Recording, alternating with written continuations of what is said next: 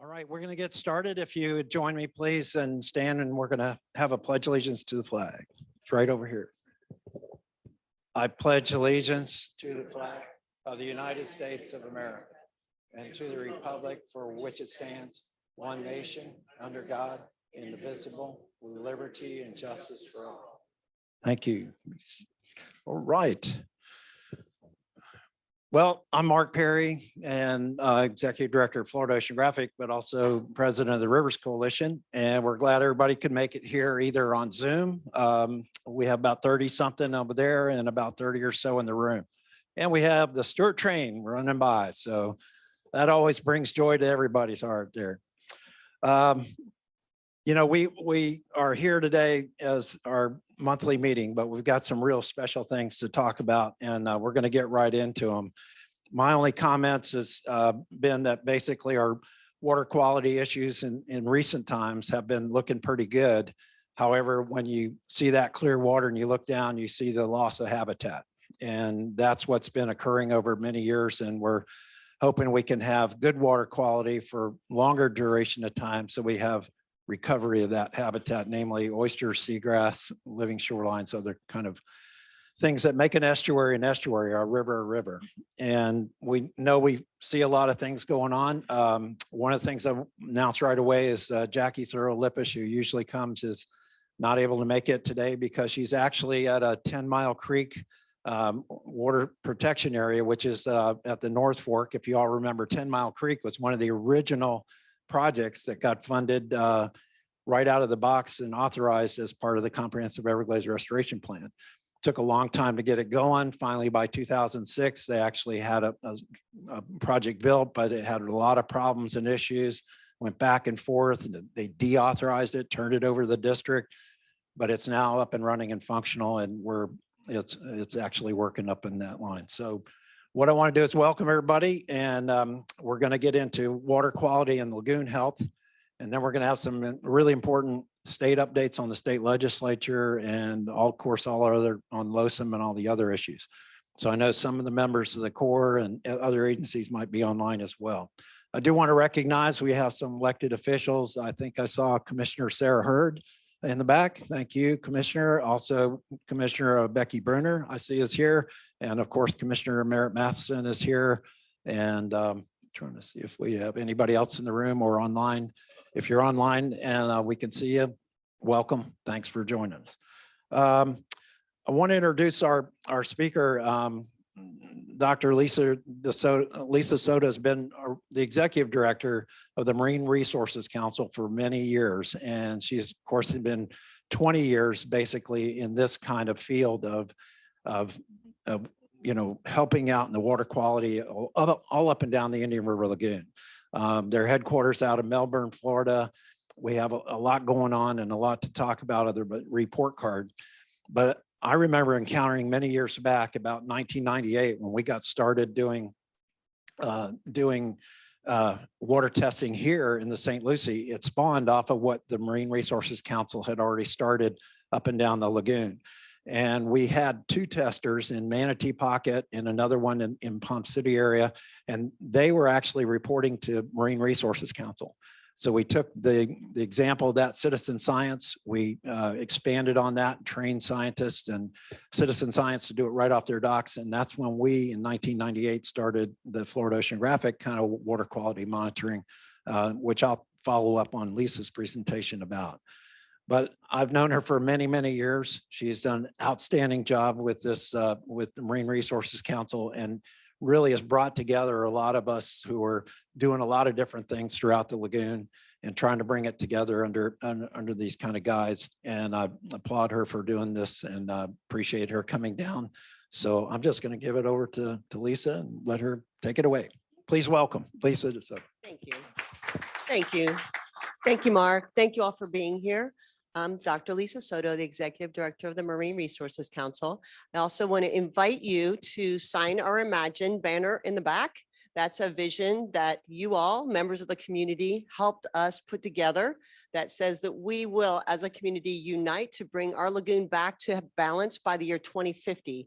So the one that's back there is the one we brought to Tallahassee for session. So by all means, like it's kind of the premier one, do sign it. We want to get as many signatures as we possibly can. And we've got 3 of those, and we'll probably have the whole lagoon house covered in them before too long, because everybody agrees we need to get our lagoon back to health. So I'm happy to talk to you today about the Indian River Lagoon report card. I hope everybody got to pick this up and has a chance to kind of peruse it. Thank you for having us here and for everything that you all do as a community to protect our lagoon. So on the cover of the report card, there's a photo of the Indian River Lagoon taken from Indian River County from the historic town of Sebastian, which overlooks Pelican Island, which is, if you recall, our nation's very first of 567 wildlife refuges. In the photo, a storm is passing as the sun is rising on another beautiful day in paradise. Many storms have come and gone. We just endured a couple of pretty serious storms, the past couple of years in dealing with session and the COVID, but really the past couple of years of session have been very, very stormy, and we keep having to fight to protect our little piece of paradise. So we're going to continue to do that. I don't think I'm going to advance any slides anytime soon. So when you get to the next slide, here in Florida, when it rains, it pours. You guys know this. Dry land turns wet, trickling streams become torrents. Maybe now. Woo, yay. Anytime you want. I think we're good.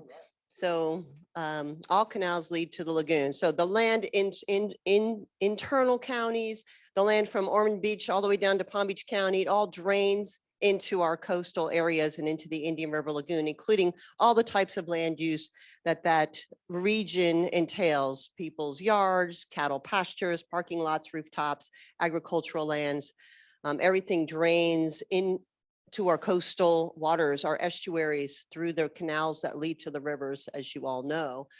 And with that water comes all of the pollution. So anything that anybody's applying to those landscapes, those residential yards, their herbicides, and when you're cutting your grass, those grass clippings, when you're washing your car, all of that sudsy water, and what's happening on the agricultural fields, everything that's being applied to the land ends up in our water stream and gets drained into our estuaries. With the flow of water is also a flow of people coming to Florida. I think we've always said 1,000 people a day. They arrive by air, by road, by water, by spaceship, in ever increasing numbers. They come for a number of reasons: to visit, to stay, to play. And our role as MRC is to unite everybody in the lagoon watershed in our mission to bring our lagoon back to health. MRC has been educating and engaging citizens in our mission for over 30 years with support from mostly volunteers, members, and partners. We accomplish a very comprehensive mission from Volusia to Palm Beach counties through our 3 program areas: science, education, and action. We invite you to join us as we continue to bring our lagoon back to health.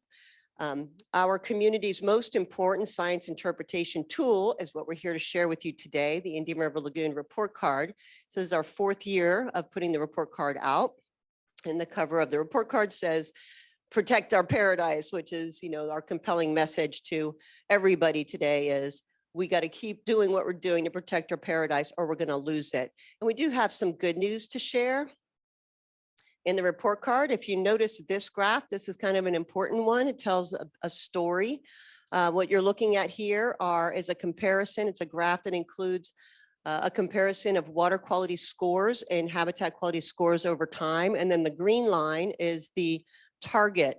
So in the report card, what we're looking at with this graph, and we're going to talk more about this graph later, is this long-standing relationship of 26 years of data, water quality and habitat quality data, and how they've kind of trended together over time, but that they're now starting to depart. They're no longer relating to each other. So we need to know why.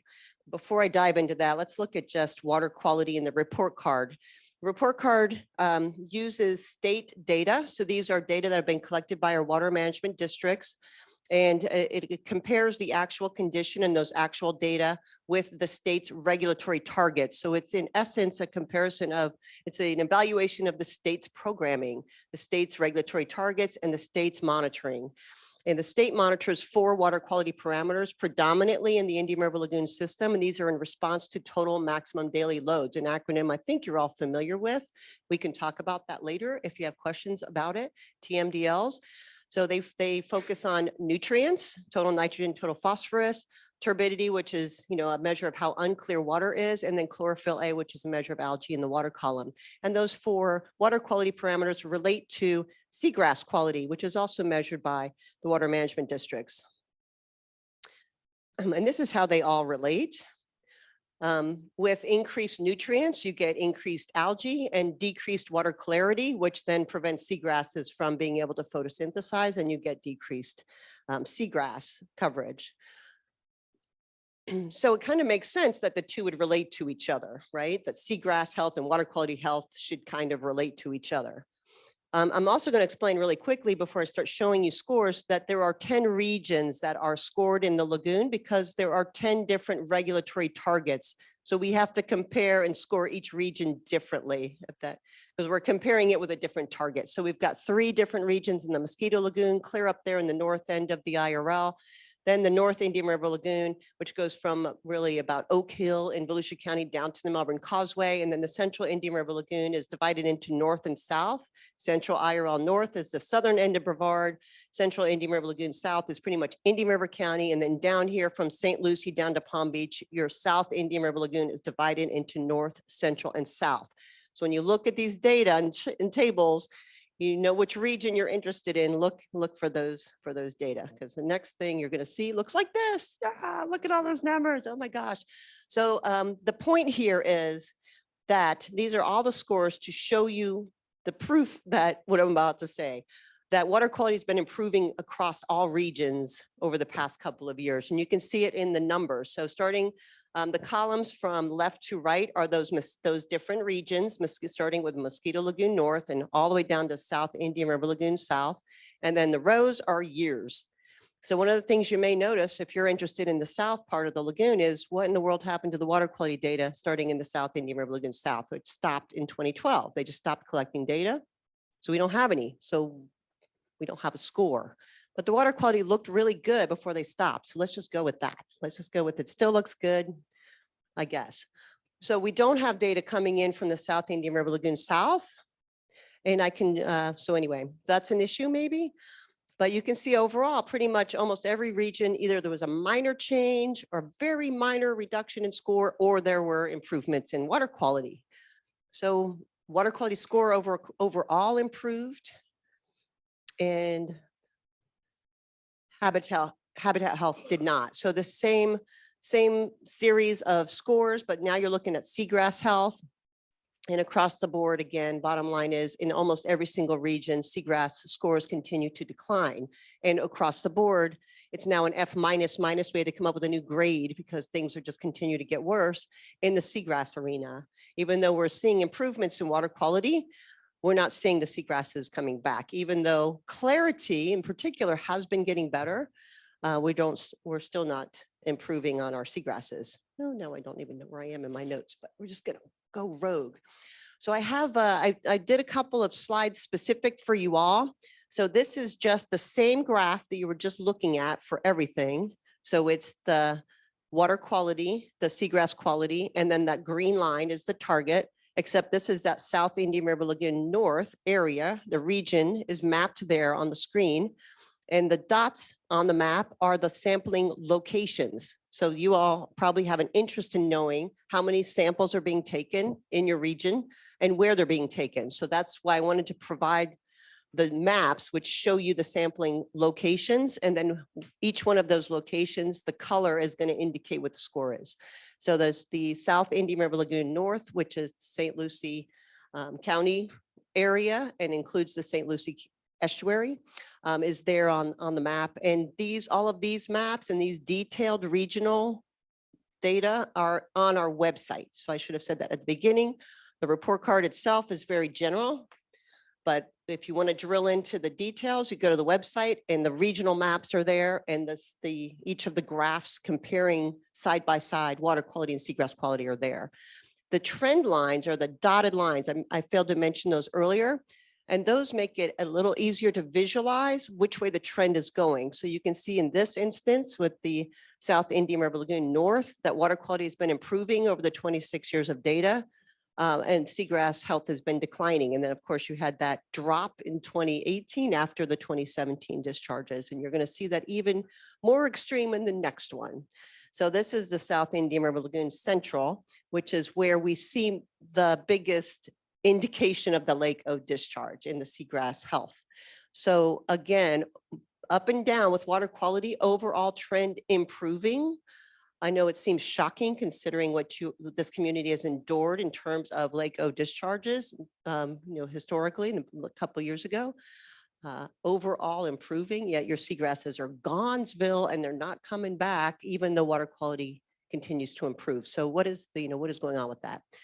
South Indian River Lagoon South, you see the map there. This is the Loxahatchee coming in, which is beautiful.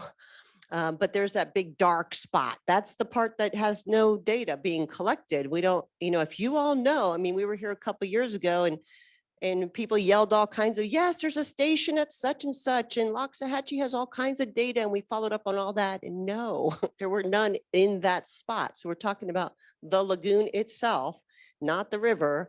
We got lots of Loxahatchee River data. Yes, they're doing a fantastic job, but that section of river, we don't have any data being collected by the state. I don't know how that stopped. It stopped in 2012 and it hasn't come back. But here you can see, even a decline in seagrass happening here. We don't know what's going on with water quality because it stopped. Wanted to give you the dots if you had questions about seagrass transects. So these dots would be those transects. We are using seagrass transect data, not the aerial data. So this is where those data, the seagrass data, are being collected from. And again, from the color of the dot, you can see about where the score is. And this is a seagrass catastrophe that we're dealing with in the lagoon. So what do we know about seagrasses? Why are they disappearing? Well, we're lucky we have a lot of brilliant scientists who have been working on it for a long time. So we know quite a bit about seagrass. We have 7 species.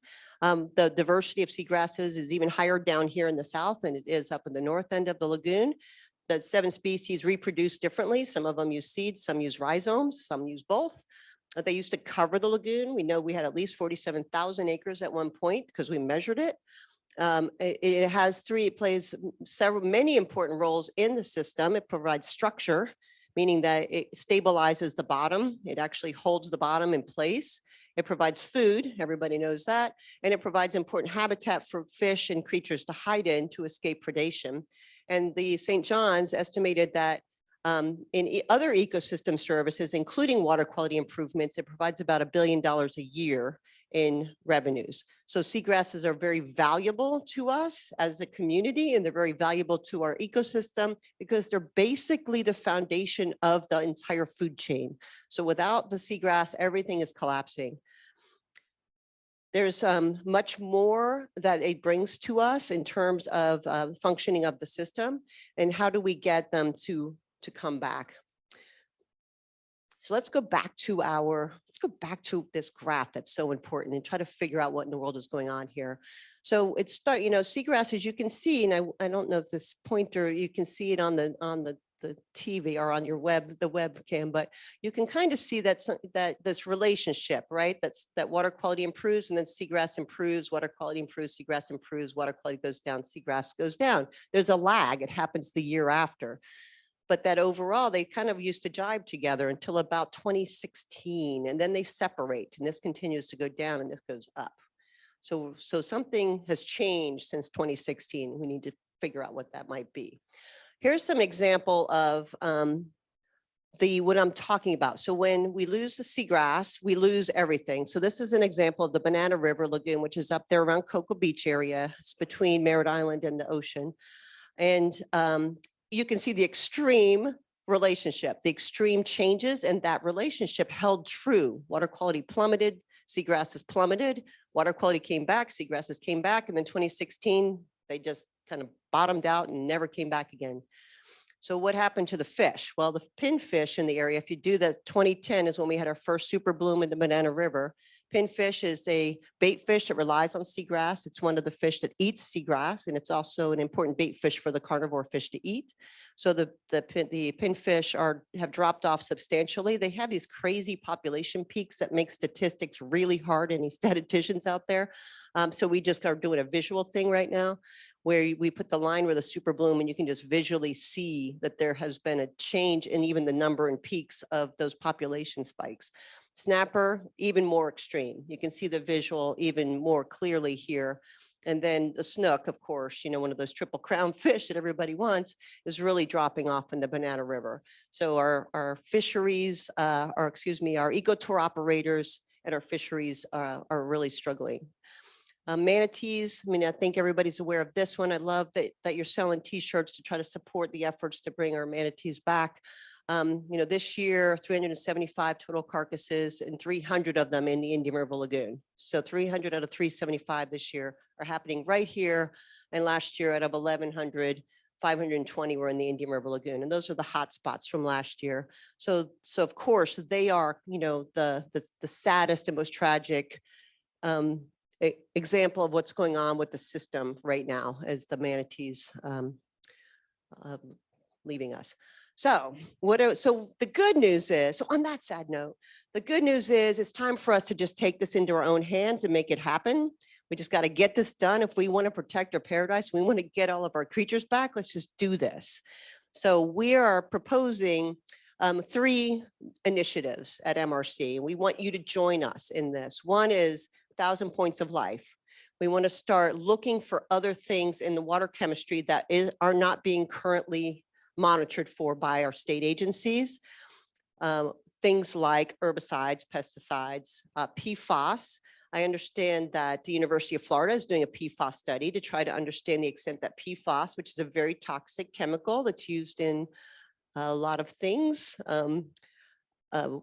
They're used in fabrics and they're used in fire training. It's a chemical could be used to put out fires or to make things fire retardant. So like your kids' PJs have PFAS in it, or they used to. Hopefully that's going to change. So it's in the waste stream. It's a very toxic chemical.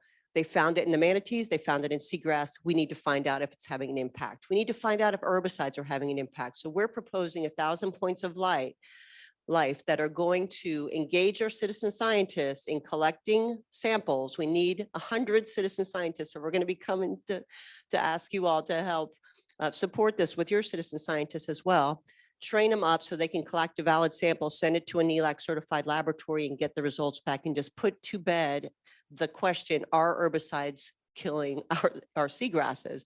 There are way more than just glyphosate. There are way more scary toxic herbicides being used by different, ag or land managers and so on that we can investigate. There are 3 different methods. Oh, actually, I think I threw them up here because you guys are sciencey types.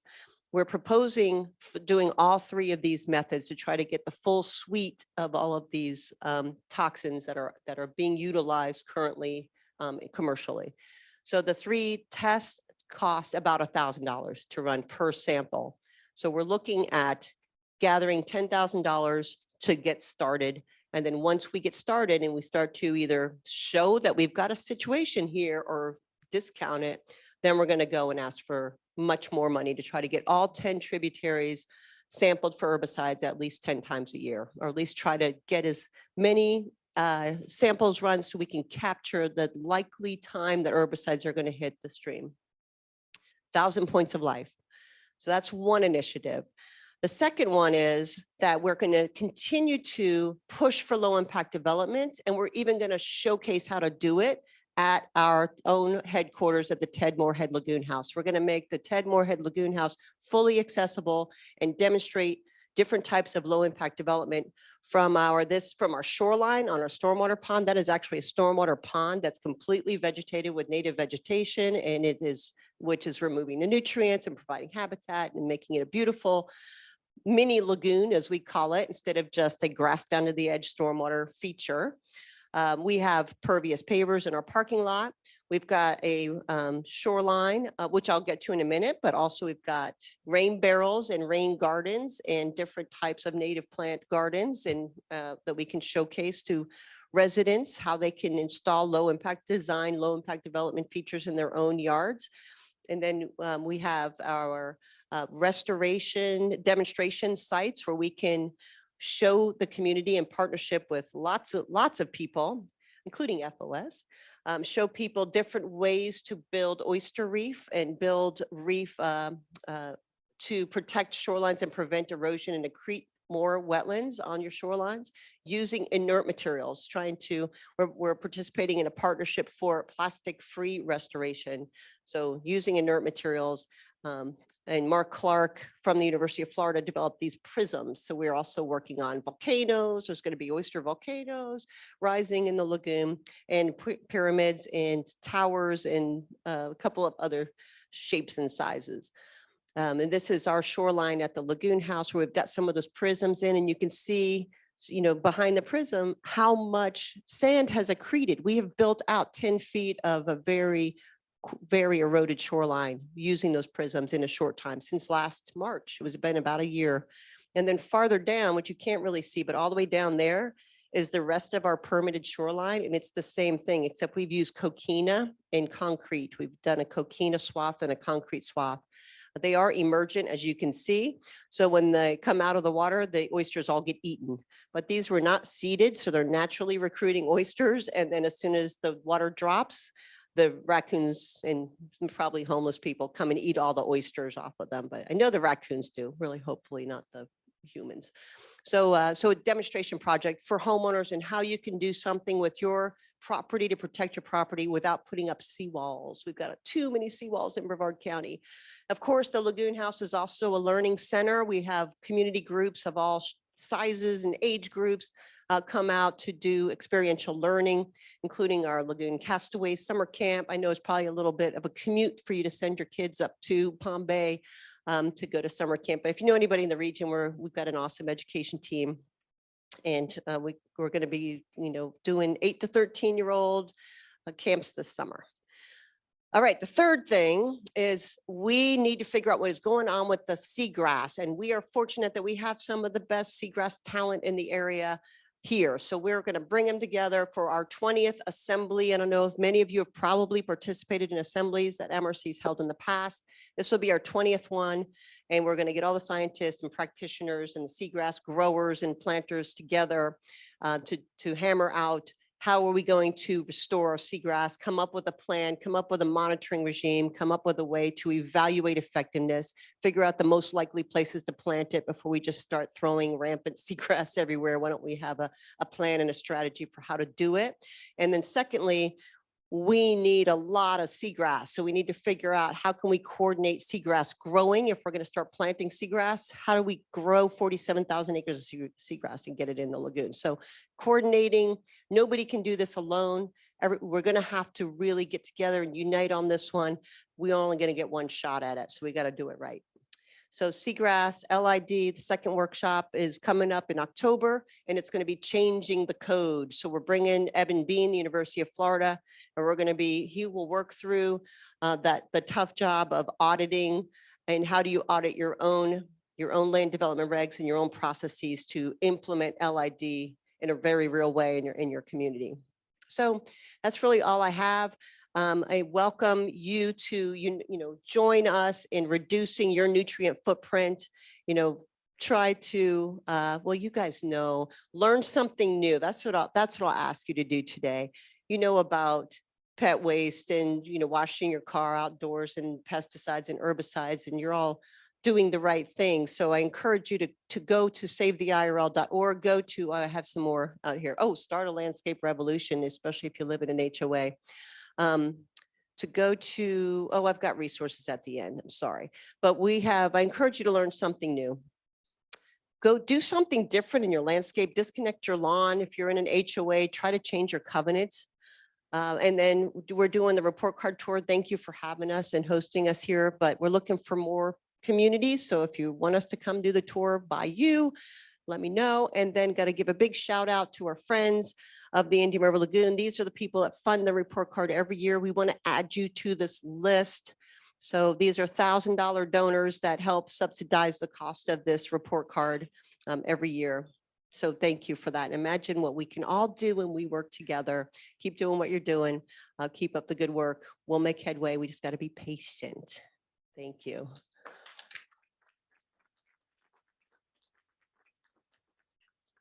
Fantastic. Thank you, Lisa.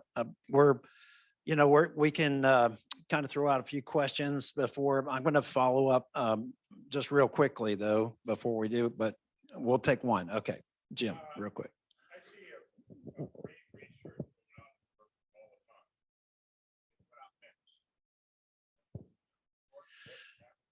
That's what you're probably seeing is FWC's Marine Research Boat, and they're out of the Florida Marine Research Institute out of St. Pete. And they come and they do sampling. I think it's annual or semi-annual sampling in the lagoon.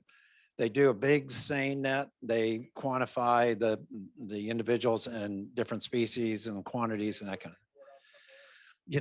It's hard to find that data, but I'm sure they have to, put together some data report, and I can hook you into that link to kind of find that out. Health-wise, though, as you know, we've done seining locally too in the lagoon, and as the seagrass habitat diminishes, so does the number of species and types of species. You've heard Grant Gilmore come and talk to us before, back in the 70s when Grant and I and others were doing a lot of seagrass seining. There was the most biodiverse ecosystem in North America. I mean, thousands of species, and it's just incredible how much that's diminished because of our habitat loss. If we could just go real quickly into Florida Oceanographics, I was asked to follow up kind of with the quality program. Okay. We can't hear the question when someone asks it. If you would repeat the question that someone makes, that would be good. Thank you. Okay. Yep. There was a question about seining and what the FMRI does in the lagoon. So real quickly, I want to just kind of touch on our local regional issue. The water quality map that you see here is the weekly water quality test that we do.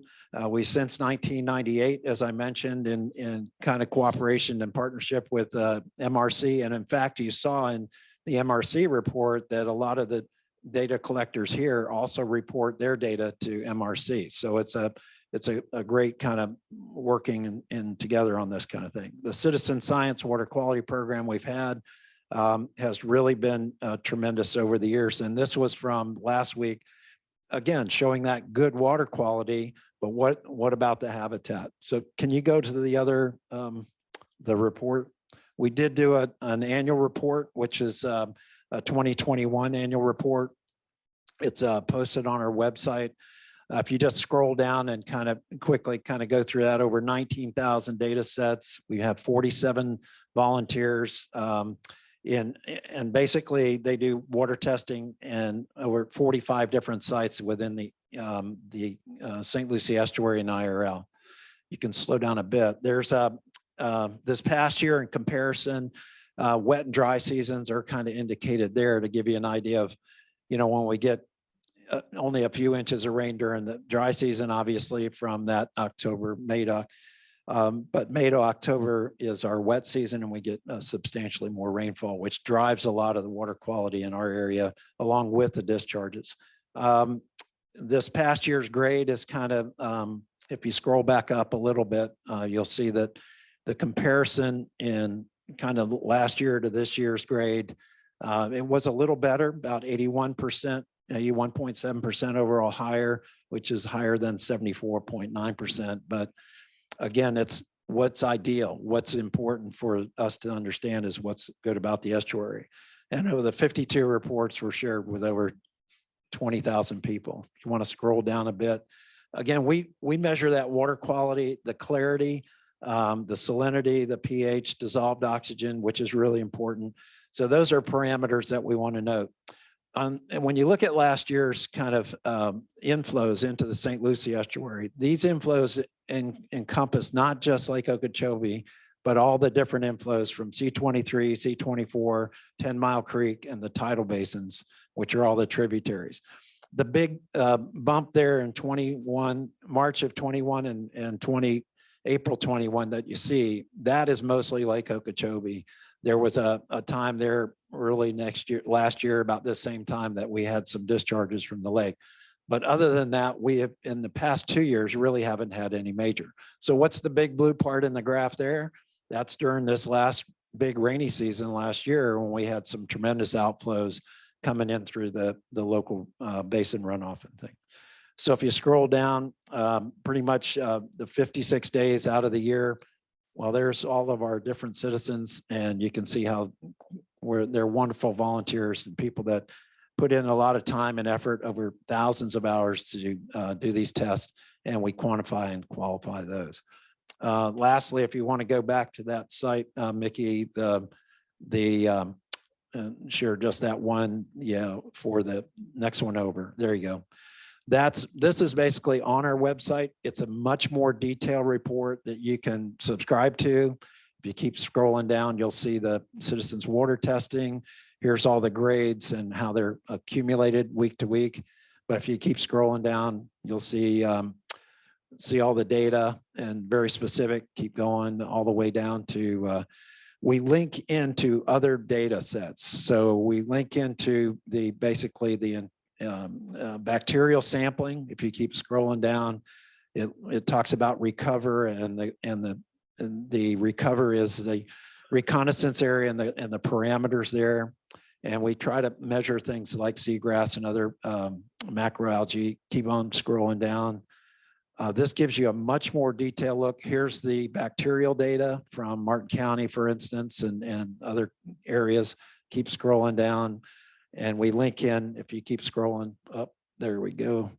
We link in the Florida DEP's algae bloom reports. Keep going. All the district makes their lake reports and their condition reports every week. So you can click on those links. There's the algae bloom links. It provides you a lot more data. That's all I want to say. Okay, so you can click me off, and we'll move on to some questions or answer. I do just want to say again, I appreciate all of the volunteers that work really hard. Everybody in this room too is participating in helping get the water quality data that we need to make these assessments and figure out what's going on.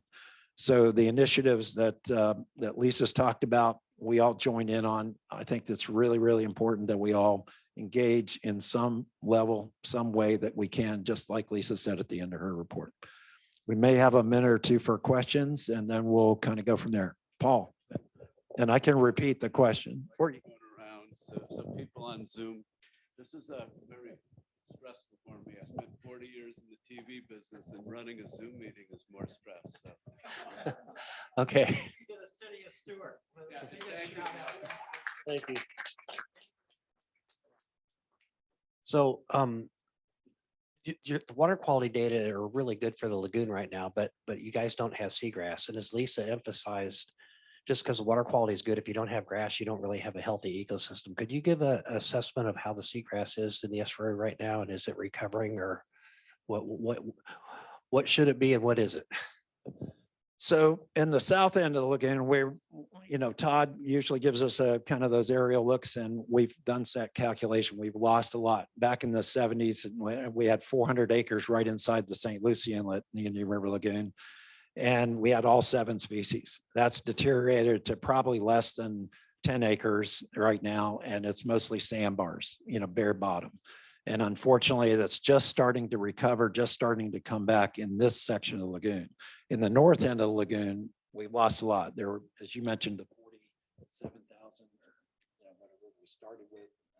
Yeah, so we're always looking with the report card at like 2 years ago's data. So that's another issue. We keep trying to convince the state to get us our data faster, so we're not always looking in arrears. So after we just, released the report card and things were looking really bad, we go to do our oyster reef at the Lagoon House in Palm Bay, and we found seagrass growing on our shoreline, which was ironic, but really happy. We're like, oh, great, we can't do our oyster prisms now. But to me, it was a testament that if you plant it, they will come. So we already have all of this, restored shoreline working. It's stabilizing the sediment, and we've got oysters, and we've got a system that's now promoting seagrass growth. So maybe it's a good sign that things are turning around. When I talked to our friends at the Water Management District, they said, how shallow is the water? And I said 6 inches, and they went, yeah. So I think maybe what I'm seeing is indicative of the system, that in the super shallow places, it's coming back. And that maybe it'll stay there because, as the rain's starting, the lagoon's cloudying, by us. And so, I'm like, well, how long before the sun is blocked and we lose our seagrass too? So it's kind of like the shallower it is, the more light can penetrate. So maybe we'll keep the super shallow ones. Question. Yep. Yeah, go ahead. I can repeat the question. But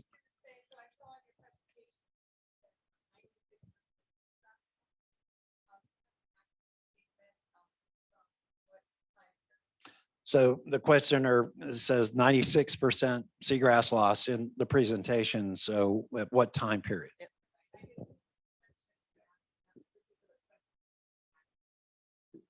Thank you. Yep. So it was it was St. John's statement, and it's from the highest measurement, which I think was around the mid-aughts, 2007.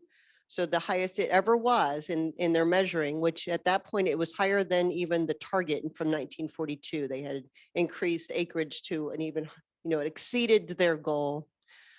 So that's the measure that we've dropped down from. Yep. Right. Well, I'm Yeah, sorry. go ahead. Just to be clear, St. John's monitors they collect the data, so it would be for the whole lagoon. There's only a small part of the South Florida collects, but they share it with St. John's. Yeah, Mike, question. Hold on a second. Yeah, great. This is kind of a point, kind of a question. At the same time, we've been having all this seagrass loss in the Indian River Lagoon. The Tampa Bay seagrasses have either been stable or increasing and have been pretty healthy. And I think as people managing the lagoon, we should be looking at what they're doing and finding out why they haven't seen the decreases that we have. That's why whenever people start talking about pesticides and herbicides, I get a little like, is that really what's happening here? Because there's another area where seagrasses are doing so well at the same time ours has been doing so poorly. So I really think we should be talking to Tampa Bay and asking them what's going right, that things are much more healthy in that estuary system than over here.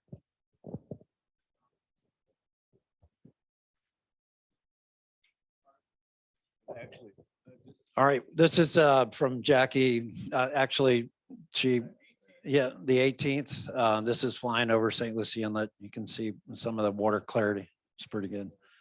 So yeah, so we're gonna, there's a lot of unanswered questions, a lot of trying to figure out why we're having this loss. Remember that gap that was going from water quality to the loss in the loss in seagrass and how that divergent is. So just keep that in mind. And remember, we may not have all the answers today, but we got to keep asking the questions.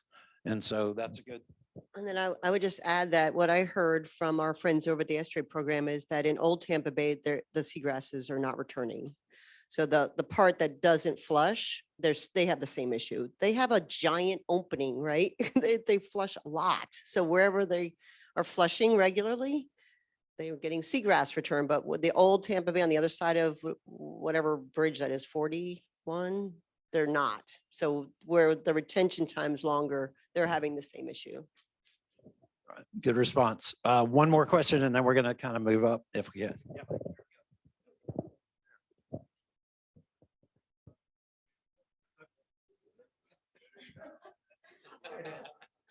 So my question's off the wall, but right next door, we have big agricultural interests that get bad press, deservedly.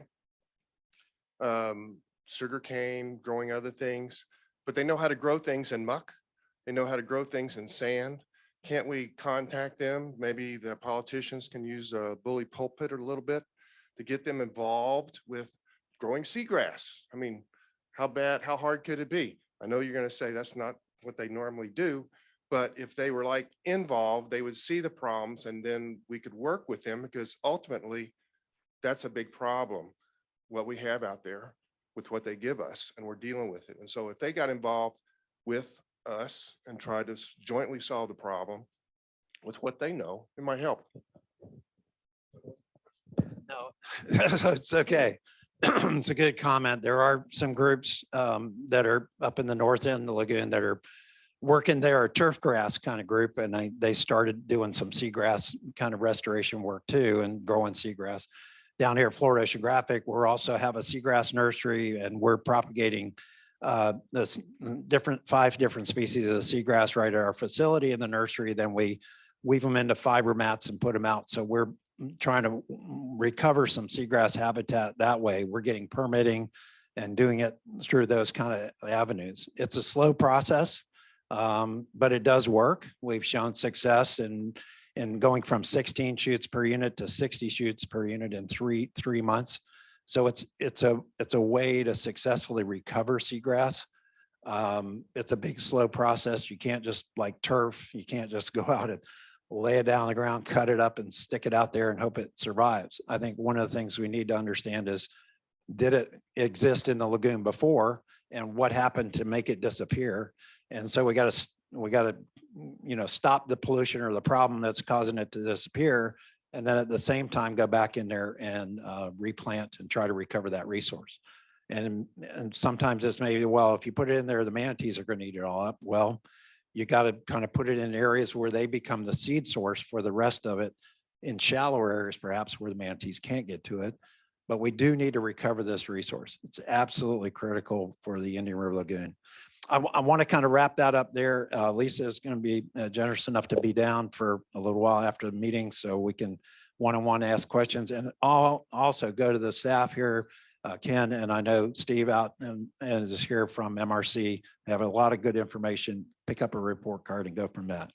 We're going to get into our government and agency updates.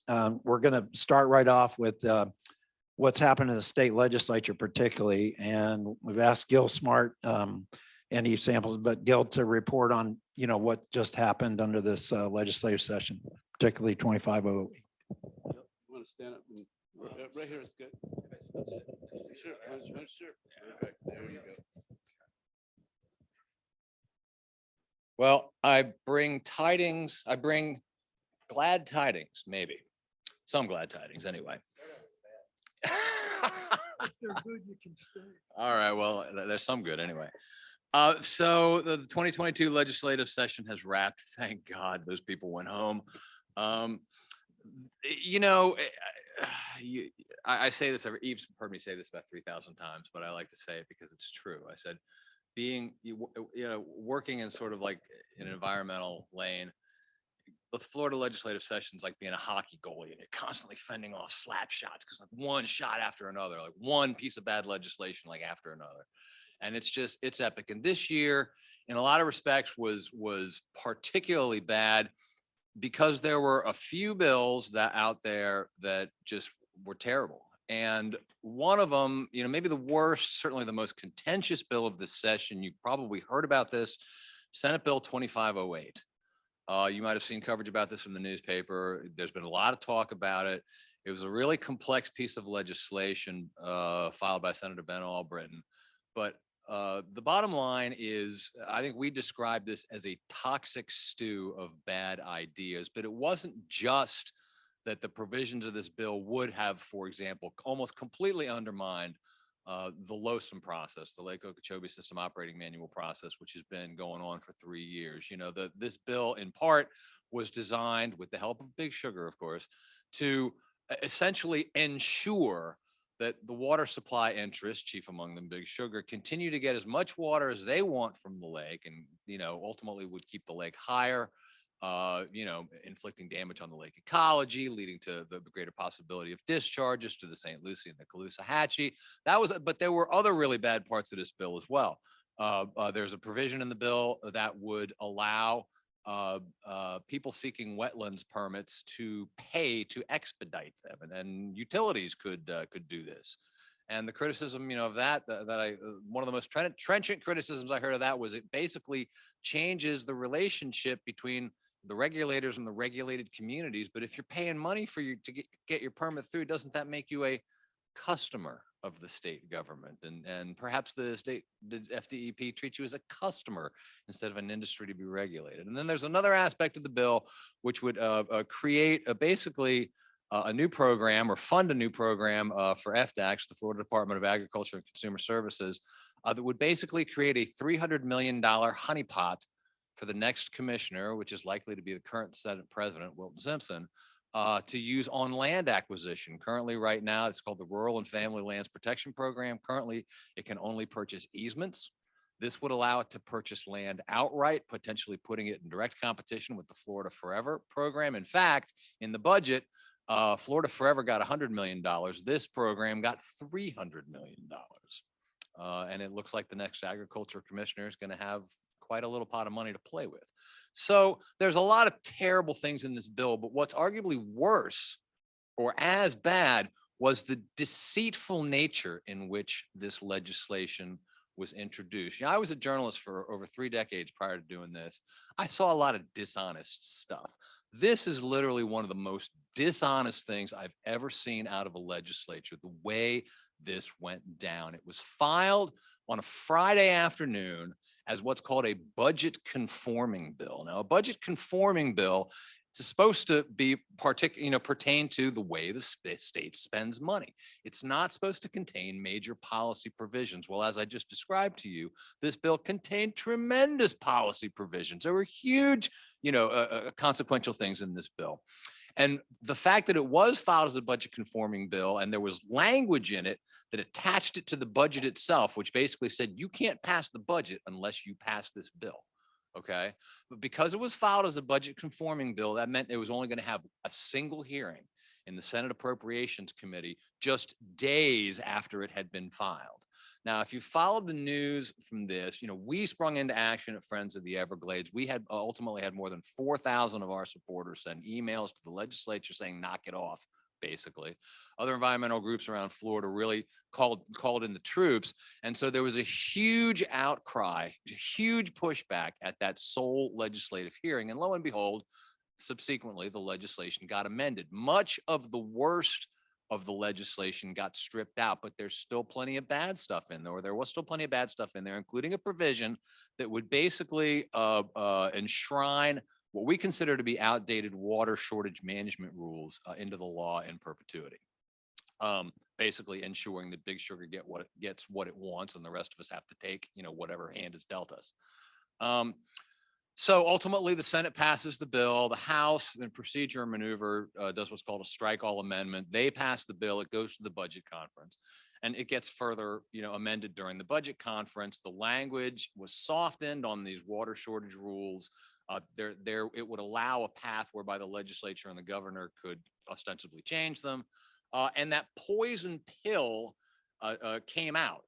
The measure that would have attached it to the budget itself, that would have required passing this legislation to pass the budget, came out.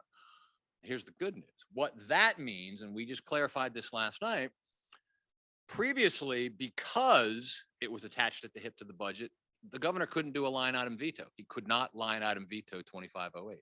Well, now that poison pill's out of there, he can. So there is an effort underway by some organizations in the state of Florida to ask Governor DeSantis to veto this piece of legislation. I don't know if he will. Initially DeSantis had opposed this legislation. If you saw his comments, he complained about the way it was being, quote, rammed through, which it was. But he's since said that, well, the bill has been changed significantly. He seemed to soften his position on it. So I don't know that, that indicates that he's ready to veto it, but he's going to be asked to do so. So that turned into a very big deal for a lot of people. And it's so arcane, it's so detailed that, it's one of those inside baseball things that it's really hard to describe to someone who's not really paying attention to these issues how consequential this could have been. But this really was one of the most potentially damaging pieces of legislation to come down the pipe. And like I said, they tried to ram it through. And I think it's to the credit of, any of you folks, if you folks were involved in sending an email or reaching out to your legislators, that sort of thing, it really is a credit to the people who stood up very quickly and said, no, that I think it caused folks to back down. I think it resulted in the legislation being changed. And again, we're certainly still not in favor of it, but it's better than it could have been. So, I don't know if I want to count that as a win or not. It's like, it's like we took fewer lumps than we were going to take otherwise, right? Yeah, right. Exactly. We did. We blocked the slap shot, but meanwhile, other slap shots are going through, and it's been. I will, while we're talking about the subject of seagrass and talking about the subject of wins, if in fact this was one, there was another very, very important win this session. And this had to do with seagrass. There was a proposal out there that would have established what would have been called seagrass mitigation banking. You probably heard about this. The rationale behind this was that it would be another tool in the toolbox, and it would allow or a mandate, I guess, that the sort of if you have a project that's going to destroy seagrass, you could go and buy credits at a seagrass mitigation bank that were generated when somebody else planted seagrass somewhere else in the watershed, right? So proponents touted this as, well, this is going to help save seagrass. The more you look at it, the more you realize it's not true, because number one, as we just talked about, getting seagrass to actually grow and thrive is pretty difficult, okay? Number one. Number two, we didn't know at what point the credits would have been sold to the person who planted that seagrass. Do you have to wait 10 years to make sure it actually survived before you get the credits that can be sold? Or do you get it when you plant it? Do you get it before you plant it? There was some suggestion that might be given, the credits might be made available before it was even planted. Okay. But the biggest complaint that we had about this, and a lot of other organizations had, is look, this, and I think it was designed this way, this legislation would make it easier to develop projects that are going to kill seagrass, because here's this formal mechanism by which we might offset that, right? So, and call me cynical, but I'm almost positive that's why the legislation was introduced in the first place, to make it easier to get projects through that would kill seagrass. Well, there were enough questions about these bills. They sailed through their initial committee stops, but then they died. Okay. And it turns out there was a lot of opposition to this. People know that the seagrasses aren't doing well, and anything that raises the possibility that it might hurt them further, I think gets people's antennas up, and it did. And so the sponsors backed off. Those bills died this session. Okay. So again, thanks to any of you, we had done something asking. Yeah. Okay. So there you go. So if you spoke out against that, you helped. You really did help. Okay. So that was the good news. The bad news is there's some other bills that did make it through that, are not good news. There's Senate Bill 1000. Is probably the most worrisome. This was a measure. This was also from Senator Ben Albritton. This would allow custom tailored fertilizer application rates for citrus farmers. Now, initially, this was going to be for all farmers. All farmers would have been able to have brought in a quote unquote certified professional who can tell them how much fertilizer they should be applying to their crops, and whether that, it doesn't matter whether that comports with current regulations. The whole idea of this legislation was to help the citrus industry. If you thought, the citrus industry is in bad shape in Florida. Albritton represents a district that has a lot of citrus, and those people are hurting. So the idea was that they're going to bring in experts who are going to tell them, yeah, you can use more fertilizer to boost yields, on your trees and stuff. The concern about this, obviously, is that means more nutrients applied means more nutrients are ultimately going to wind up in the water. Okay. Well, as part of this legislation, anyone who engages, who has, calls in the expert for a tailored rate, has to enroll in best management practices, the state's BMP program, which, as we know, is just, not really solving the problem out there. But another part of the problem too is if you did that, then, as is the case, whenever you're in the BMP program, you are provided what's called the presumption of compliance, which means the state's not going to test. The state's not going to come in to see if you actually are compliant. You're going to be presumed to be compliant because you're following these BMPs, right? So it just sounds like a recipe for more nutrients in the water, frankly. Now, through the process, it was dialed back and it only applies to citrus farmers right now. But the fear is ultimately it's going to be expanded to everybody, okay, to all agricultural producers. That passed, it's on the governor's desk. And local government officials should be particularly worried about this one. There was a flurry of activity this year trying to curtail home rule. And much of it seemed to come from, I don't know if you remember where Key West a couple years ago tried to limit the size of cruise ships coming into port there. And they had a couple referendums that passed by a mile, and the state legislature came in last year and nullified it. And so there were some bills this year that basically, from the cynical viewpoint, trying to prevent any Key West from ever doing something like that again. Well, one of them passed. Business damages caused by local governments. It's dubbed the Local Business Protection Act. Senate Bill 620, House Bill 569 allows businesses to sue local cities and counties where a local ordinance cuts profits by 15% or more. Now, this isn't the case, but let's say that in the city of Stewart, when you have a plastic straw ban, let's say some restaurant says, you know what, that took a 15% chunk out of my profits. I'm going to sue you. And if the restaurateur wins, that city is on the hook for all the lost profits. Yeah. So the whole idea obviously is to intimidate local, cities and counties from passing rules, environmental rules, but other rules as well, noise ordinances, that sort of thing that might cause such issues. So that did pass. And another a worrisome one has to do with the development of current or former agricultural land. This measure would give the Secretary of the DEP exclusive jurisdiction in setting standards or procedures for evaluating environmental conditions and assessing potential liability for the presence of contaminants on land classified as agricultural, which is being converted to non-agricultural use. In other words, I got a farm, I'm going to sell it for development. Is that farm contaminated? Well, only the Secretary of the DEP can make that determination. Okay. You have to laugh so you don't cry, right? So there were a number of other, a lot of good bills died this session. The Safe Waterways Act, you may have heard about this one. This was one that would have required, rather than just authorizing, county health departments to post notices if public bathing places like swimming spots or recreational locations had elevated fecal bacteria in the water. Yeah, it's kind of a no-brainer, right? Isn't that a good idea? It didn't pass. We had been very much in favor of a bill, farming operations. Last year, it was the Expanded Right to Farm Act was passed, which changed, added some protections for the sugar industry, basically, against being sued for particulate matter, which is generated by the burning of sugarcane fields prior to harvest.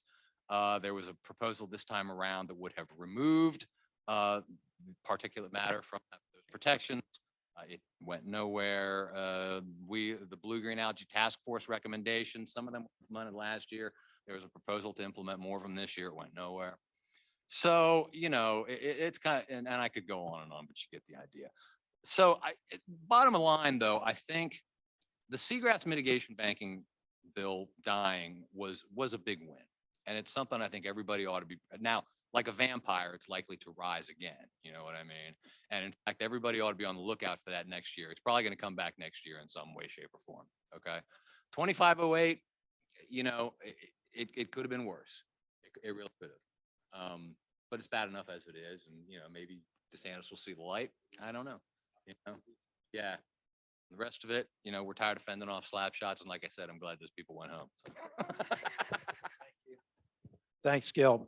As Gil's reporting, I mean, you can just tell there's a lot of bad stuff that keeps coming up. And this is typical of other legislative sessions that we've all been through. And it's unfortunate we spend a lot of time and energy and effort to try to stop these slap shots, if you will, or try to stop these bad bills from going through.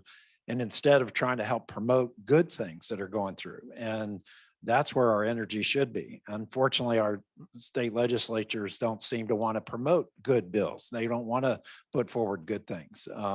So we have to keep diligent. Thank you to Gil, Eve, and others who really monitor those situations and those votes. Thank you all for mobilizing those particular dates.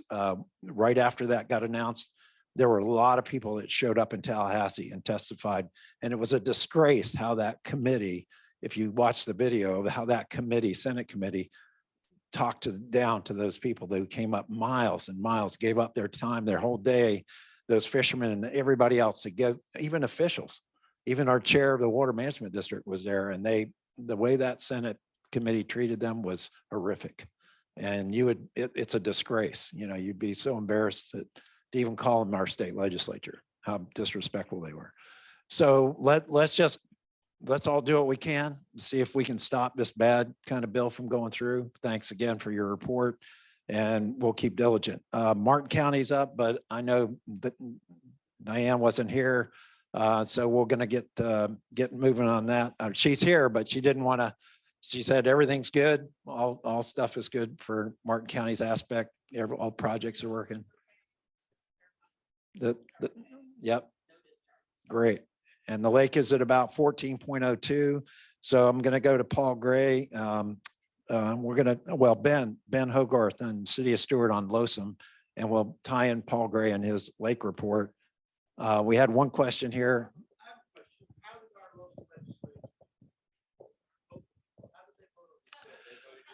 They voted yes. Yep.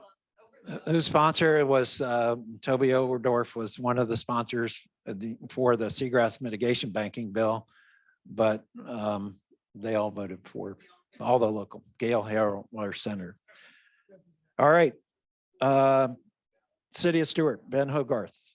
Got any kind of update report on Losom, or do you want to talk? He's on the PDT, which is project delivery team. There have been really some important meetings coming up on Losom, so give us an update real quick, and then we'll go to. Losom right now, several months left in the process, but right now we're talking about the operational component. So adaptive management, what will happen in the off years for the Corps to be able to bring down the lake to around 11 feet for recover purposes. So the City of Stewart, Martin County, everybody locally is trying to send and we have sent correspondence to the Corps to tell them our opinion about the draft water control plan, which is not really a good opinion at this point. We think there's a lot that they can improve.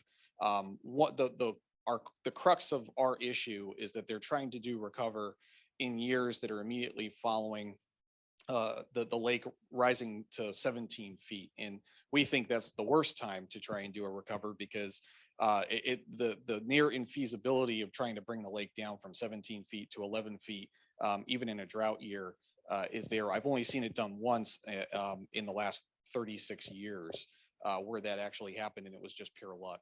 So for the Corps to try that, that means that every year that they make that attempt and fail, they'll say, well, it didn't count, we'll try it again. And that just means we're going to get more and more discharges. The SAV in the lake, the SAV that's here is going to be non-existent if we continue that. So that's our frustration. What we're trying to do is get the Corps to, in a year where we didn't get over 16 feet, say, hey, since in the last 5 years, we might not have got a recover, maybe this year we try to do the recover and work with Mother Nature. It's a real simple concept, but the idea is that we're not trying to do recover every year, that it's actually something that's feasible, that we make a good effort, and we get the lake down to a level where SAV can recover, not for 2 weeks, but for hopefully 2-3 months, perhaps more than that. So we sent that correspondence. I know, Mark, you got a copy of that. If anybody wants a copy, just contact us. It's rather lengthy, but it kind of shows some of our frustrations. That's the last few months of Losom's kind of planning draft phase. So going forward, they're going to be finalizing this and giving this to Congress. So this is really everybody's last opportunity to talk to the Corps and to talk to all the decision makers that are going to be finalizing those decisions. So I think it's really important to stay involved right now. I know Dr. Gray can certainly talk more about the lake and some of the challenges we have with this water control plan. That's really the topic of discussion right now. And the Mayor Matheson and I have been working on this, also on legislative items that have been concerning us as well. And you hit it out of the park on some of the problems that we're seeing. They're putting local government out of business, and we need to let them know that. So other than that, this weekend, there's also, I know Mayor Matheson might want to say something also. Tell them all what you mean by recover, or I'll tell them. Yeah. So when he's talking about recover with the Corps and the draft Loson plan, right now All right, I just wanted to expand on what Ben is talking about when he talks about recover as it pertains to LOSUM and what the Corps is doing. And right now they're drafting, we've gone through the modeling process and we can see percentage wise, you know, hopefully if it stands true, we'll be looking at a 37% reduction in flows coming out onto our estuary that we don't want from Lake Okeechobee.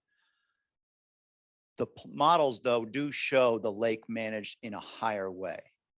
And that's not good for the SAVs, the submerged aquatic vegetation. So the Corps has come up with this recover plan to throw out there to, in a sense, draw the lake down for long periods of time, say 60 days or more, in and around that 11 feet. And that's what's being discussed now is this draft of how do you achieve that to get that the submerged aquatic vegetation, which helps clean the lake, just like our seagrass does in our estuary. How do you get that to, you know, proliferate, reestablish, and grow? Well, it's controversial from the city's standpoint and a lot of others to try and draw the lake down when the lake is at 17 feet. You're never going to reach the goals of this recover mechanism and get the lake from 17 feet to 11 feet or 11 and a half feet for 60 plus days the year after it was that high. All you're going to end up doing is blowing out both estuaries and bringing the lake down to say 13 feet,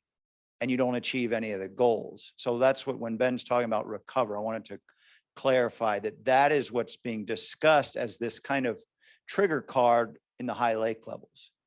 The city does not support that. What we do support is if that is triggered at a 17 feet, that might trigger a card where the Corps could use that in the next 5 years. And we want them to take advantage of Mother Nature. And during a drought year where the lake is already lower, work with Mother Nature to trigger that card so that you can hit that 11 and a half foot mark when Mother Nature's already allowing you to do that, when you don't have to blow out the estuaries and you can keep it in that, say, 11 and a half feet for 60 days to have the submerged aquatic vegetation in the lake proliferate more and expand.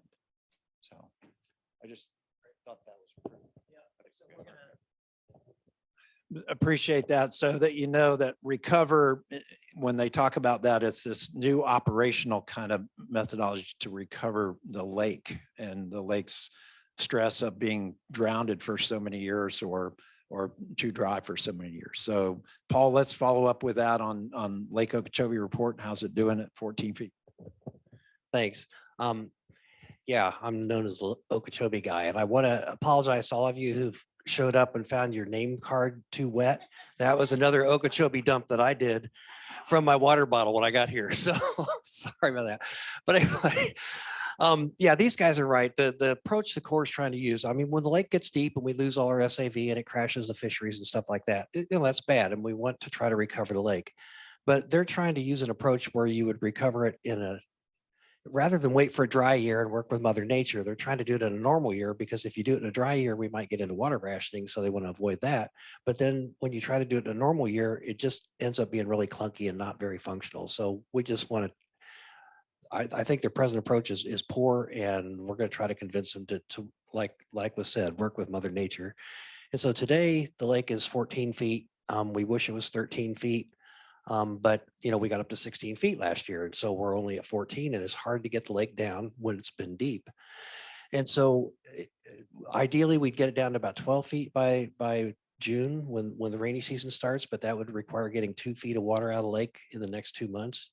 And that's too fast. Last year, the lake dropped a foot in May, and 90% of the snail kite nests dried out and were eaten by raccoons and stuff. And the same thing happens to wading birds. So unfortunately, well, we have a dry forecast though, so it might go down that low. If it goes down that low, down to 12 feet, that'd be good for the lake. It'd be good for the estuary prospect for, you know, the rainy season. But then again, it would recede too quickly. And that's just one of those operational problems that we've been talking to the Corps about, is how do we slow down that recession? But anyway, but so for right now, it's where it is, and we'll see how the next 2 months go. One other thing I want to talk to you about is the Corps is taking comments on their Lake Okeechobee watershed project, and it's the SERP component of Okeechobee restoration. And comments are due April 4th. And basically the project's been really pared down. They had 5 Kissimmee Valley projects. One was a 20,000 acre RASTA, a reservoir assisted stormwater treatment area, kind of like the C44, except much bigger. There's a 10,000 acre STA. There was some wetland restoration, not very much, but a little bit. They were going to dredge some of the tributaries of the lake to get some of the bad mud off the bottom of them, maybe improve water quality. They're also going to help fix Istapoga Lake's water management thing. Right now, out of those 5, only one of them is in this plan, and that's the wetland restoration. And the 2 big projects, the big reservoirs, the 20,000, 10,000 acre Rastas, they're both out of it. And there's actually good reasons they don't work the same north of the lake as they do in other places. And so the Corps kind of gave up on them.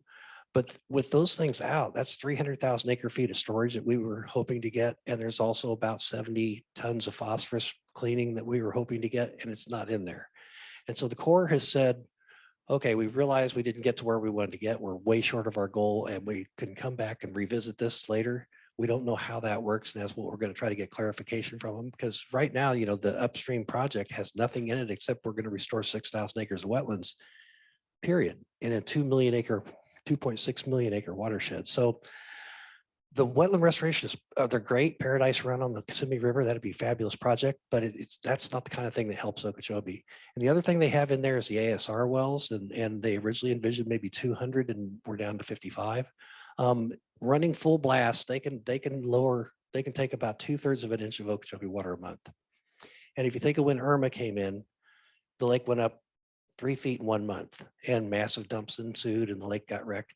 And so if you can take 2/3 of an inch, instead of the lake going up 3 feet, it would go up 35 and a third inches. Well, and yeah, so not only the lake will still get deep with these ASR wells, are not enough to stop that, but also we got 1,000 tons of phosphorus. And so they also won't help us stop the phosphorus. And of course, the year after Irma, what do we get? Massive blooms in Lake Okeechobee from all that nutrient input.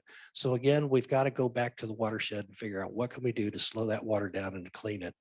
And that's not in this project yet. We think, you know, what they have in there is fine for what it is, but it's not really going to help Lake Okeechobee very much. So if you want to send comments to the Corps, say, you know, what you got's fine, but we need to do more. So that's all I have. Thanks.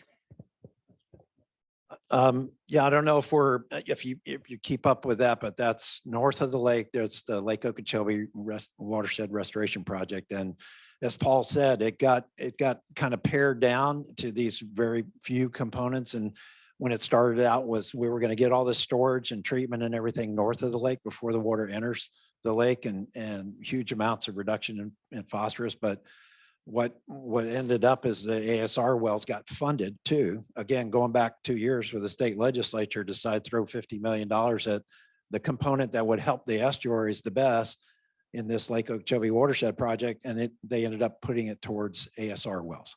And so that's how we got this ASR study plan. And they ended up with 55 of these wells, which, as you've heard me describe, and also Paul, that it's very incremental. Even if you pumped them 24/7, 7 days a week, for all 365 days a year, that's what they're calculating for total storage in the plan, which by no means would ever happen. So please comment back to the Corps, like Paul said, about that issue. Do we have anybody from the Corps? Can we hear anybody if they're on, if anybody from the Corps wants to comment? We can't put them on speaker here. You could hear them.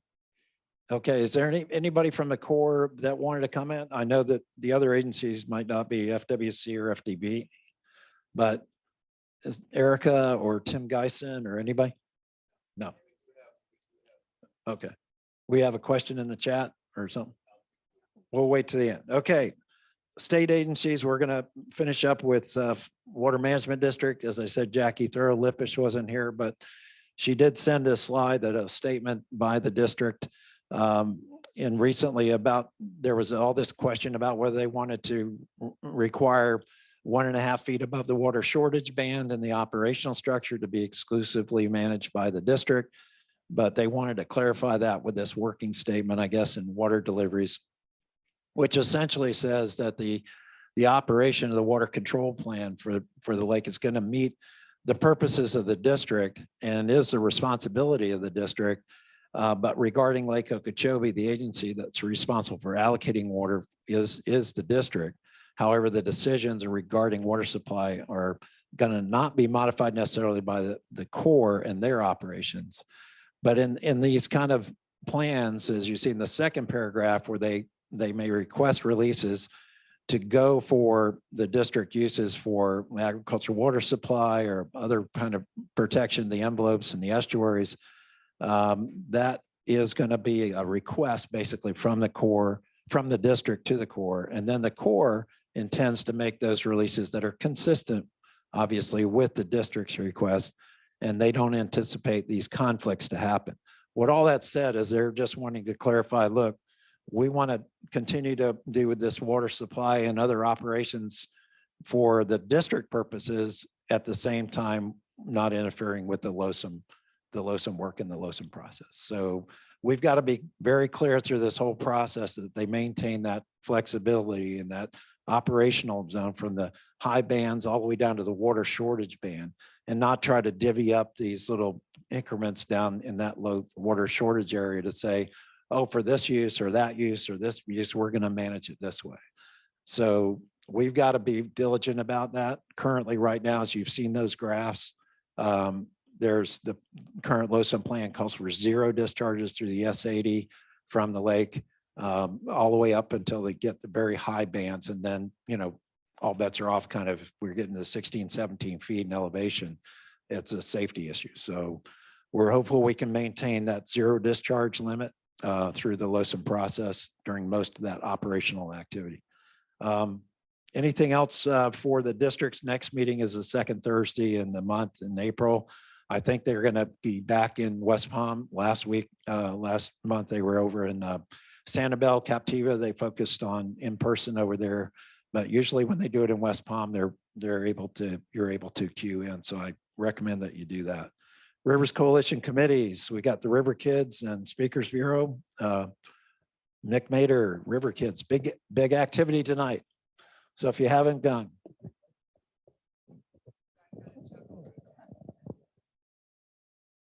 Yeah, well, I think you guys have seen this poster. We have one up. Tonight, at 7 o'clock, the Lyric Theater, we have Patrick Rose of Save the Manatee Club. He's the executive director. And then we have Eve Samples will be moderating with him from Friends of the Everglades and our board member. So he's going to give an overview on what is happening with our local manatees. I think a lot of our local community is very inquisitive on exactly what's happening. So he's going to do that, introduced by the River Kids, and Merritt's daughter will be up there with 10 or 11 River Kids. And this is hosted by the Environmental Studies Center. So this is part of our lecture series. And yeah, so we'll be out there tonight. I do have extra tickets. I'm not sure how many are left. So if anybody would like some, here they are. And then we have t-shirts in the back that actually we printed for this event. So if anybody wants one, just take one. And we do need some of the kid sizes. I don't think they're all up there anyway, right? You just put a few up, but they'll also be there, and they're free. And if anybody would like to donate, all donations for anything are going to go to Save the Manatee Club and Friends of the Everglades. Thank you. Oh, I have one other thing. Next Saturday, April 2nd, the Environmental Studies Center is having an open house, and the River Kids will be there doing, promoting manatees being put back on the endangered species list. And there'll be a lot of fun activities at Environmental Studies Center, 10 to 1. Thank you, Nick. Speakers Bureau, is Todd Weissing available? He may not be online, but if you have a club or an interest or group that wants to hear more about the issues and stuff, Todd Weissing is the guy to contact. You can contact him through Mickey. Mickey, raise your hand. There's Mickey's our great administrator along with Barbara, and we're really glad that we can run things through there. So if you have announcements or have things to do like that, let's get them to there. The local issues in estuary, you heard me talk about the water conditions already. Is Todd Thurlow on, or can he share anything about here's Todd. Yay, there he is in the back.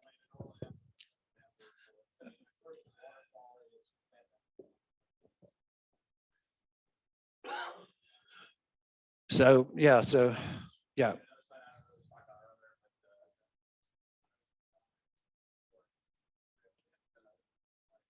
Yep. Yep. Yep. Yep. So as Todd is mentioning, the S308, as you know, is out at the lake at Port Mayaca, and S80 is right at the St. Lucie Lock, 25 miles away. So the S308 at the lake has been open, a couple hundred, I think about right now, about 400 cubic feet per second. It's allowing water to come from the lake into the canal, but it's zero at S80. So there's nothing going into the estuary.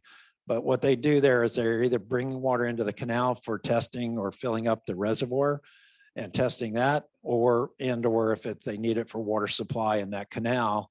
Unfortunately, they do bring some from the lake. And it'll also go the other way. If the lake gets too low and the water's too high in the canal, it'll go the other way, bring all its nutrients and everything back into the lake, which is really interesting. Also, a report that south of the lake, they are letting water at about almost 2,500 CFS out of the 3 outlets south of the lake, but nothing is going through the STAs and into the Everglades right now. And what that means is that water coming from the lake is going into water supply for the Everglades agricultural area, about 2,500 CFS. A lot of several million gallons a day is being used. And this is the time of year from November through May that they use that lake for water supply for the EAA. Basically, river keepers update. I know Mike Connor had a situation in family. He's in our thoughts. Basically, any other member comments or announcements we have?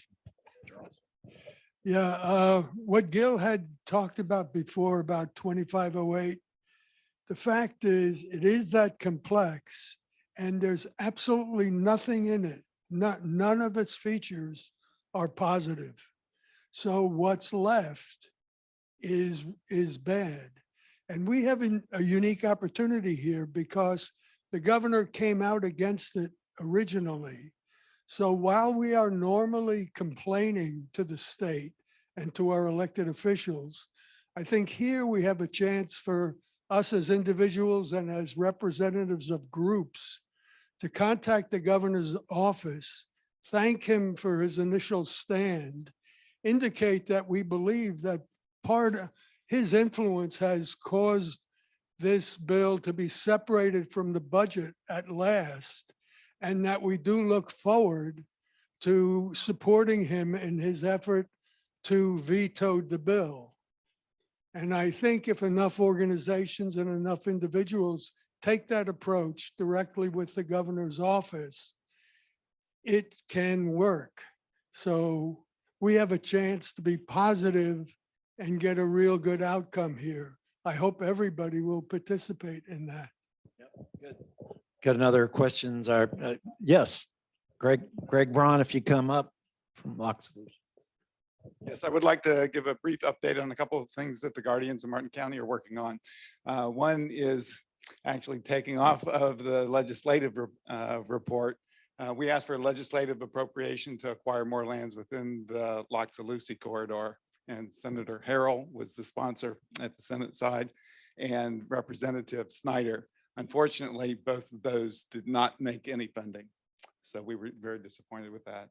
Another thing that's going on locally, if you have been tracking what's going on at the Martin County Commission, is a proposal for rural lifestyle zoning.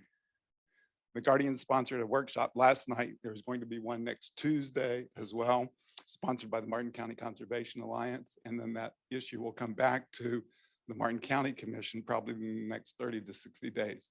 So it's something that's brewing. We're going to post the recording of that on the Guardian's website, and feel free to check that out. Thank you. Thanks for that update. There's some good local stuff happening. Any other member update right in here? Ben? Yep. Waterfest. Waterfest is this Saturday, 10 a.m. to 2 p.m. in Memorial Park, right downtown Stewart Memorial Park. Lots of fun, lots of good stuff to do. All right. One question, Daryl. This is online.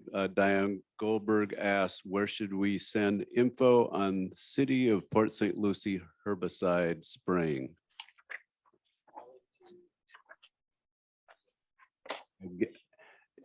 Diane, yeah, I guess you'll just have to call the city, Port St. Lucie on that. You're misunderstanding me. I have a record of what herbicides the city of Port St. Lucie is using. And I thought Dr. DeSoto wanted information about what is being used in our canals and marshes that are flow into the St. Lucie River and Indian River Lagoon. Where would she like to have that information sent? I would think that this would be helpful for her.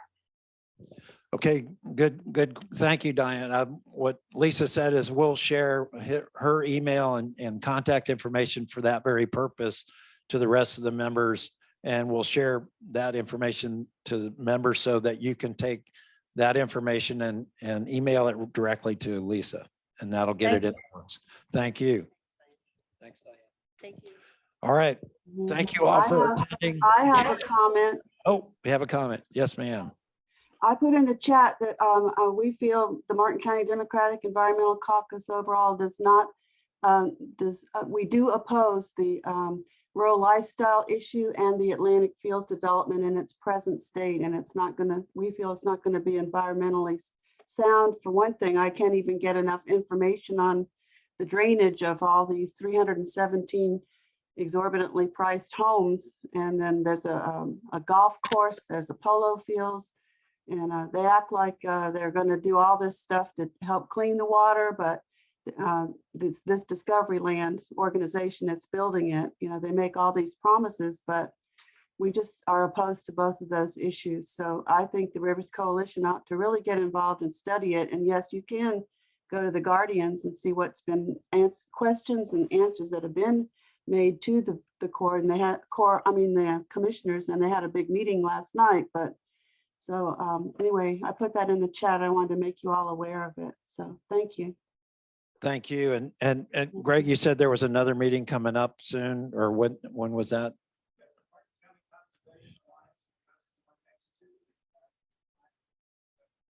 Next Tuesday at the IRSC Chastain campus at, and that's the Martin County Conservation Alliance. So we'll have a kind of a roundtable about that. What time is that next Tuesday? Do you know? From 6 to 7:30, 6 to 7:30 at the Chastain Center in Stewart. Great. All right. Well, thank you all for coming. This is great in-person hybrid. Thank you, Daryl, again, in the city of Stewart, everybody for coordinating. Have safe travel, and we'll talk to you next time. Meeting adjourned. Boom, boom.